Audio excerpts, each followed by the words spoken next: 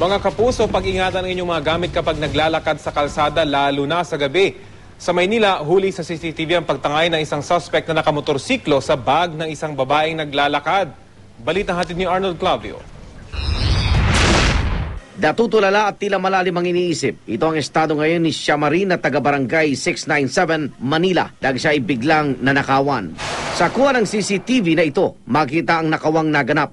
Naglalakad si Siamari at ang kanyang kasama sa Guerrero Street. Bandang alas 9 ng gabi, may sumusunod na motor sa kanila na tila dadaan lang, pero pagdating sa dulo, mag-u-turn ng motor.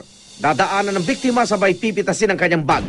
Ayon kay Siamari, sinubukan niyang habulin ang motor. Pagkatapos sabi ko, bag ko! Tapos sabay na po, hindi ko na po alam masyado nangyari. Basta na alam ko po na nilapag ko na lang po yung daladala ko, sabay takbo po. Bagamat nasa 3,000 lamang umano ang natakay ng suspect, malaki naman daw ang trauma na iniwan nito sa kanya.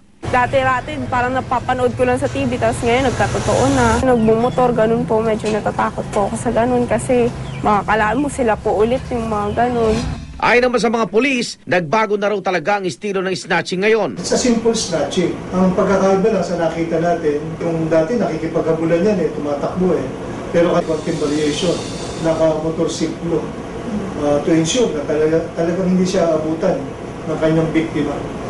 Sa kaso ni Siamari, tila natiktikan na umano siya ng suspect na mag-isang gumawa ng krimen. On the floor lang yan, nag-iikot lang yan, nagmamasid at naghahanap ng mga pwedeng mabibiktima.